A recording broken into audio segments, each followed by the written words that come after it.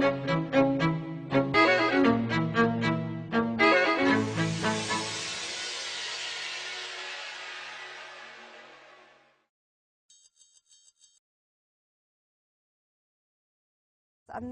not sure that there's a simple answer in terms of too much, too little.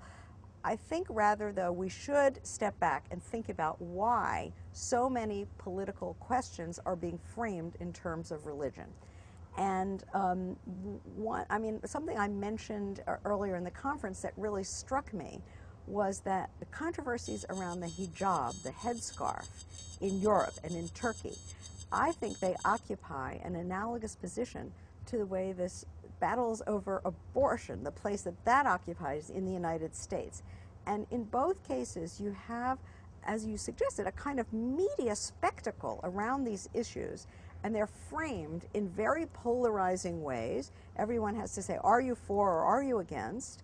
And they have a way of, I think, sucking up all the oxygen in the atmosphere so that it becomes very difficult to talk about other questions. The feminist movement in the United States was kind of tied up in knots for a decade because they were constantly forced to focus on this issue and this issue alone, and so all sorts of other things dropped out. Plus, it was treated as a values issue and in part as a religious issue, whereas all of the other aspects about social rights, health care, what are the conditions, the entitlements that one needs in order to make having a child or not having a child a real choice, all of those dimensions, again, structural dimensions, were kind of wiped out in this intense focus on values.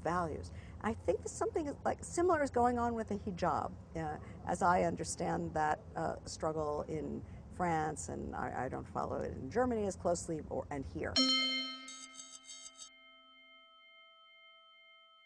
Part of what's going on is that the politicization of religion is serving in this kind of spectacular way.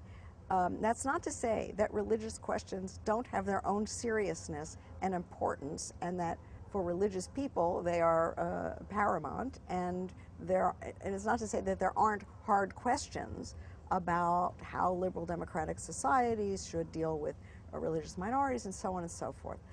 But more interesting to me as a critical theorist is why so many claims and social struggles are being articulated, waged in the idiom of religion, in the language of religion. And I would say that one reason has got to be the decline, destruction, evaporation of other forms of utopian movements that people, other languages that used to be available for people to protest and claim for a different, better form of life. So obviously the collapse of socialism, the collapse of a certain kind of utopian feminism, not just a straight liberal political feminism, but one that actually envisioned a whole different way of organizing care and its relation to employment and so on. We don't, in many parts of the world, well, not everywhere in the world, you know, we're living in a time of a kind of decimation of left-wing utopian thought.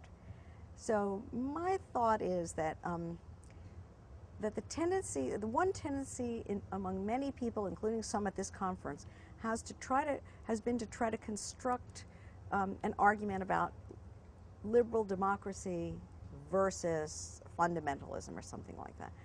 From my point of view, these things are not on the same level. Liberal democracy is a kind of meta regime. How are you going to regulate the differences?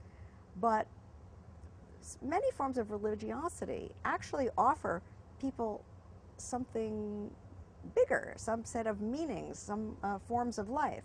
Liberal democracy, and it does not, at present anyway, offer that. So my real question is, where are the secular views that could actually be really a rival to religion?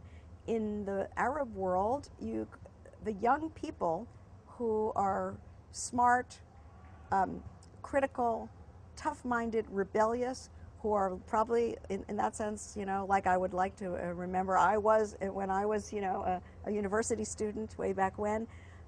You know, 40 years ago, those people would have been in secular, anti-imperialist, socialist movements. Today, those movements don't exist. They go where there is something that gives expression to their legitimate anger and grievances about the world they live in.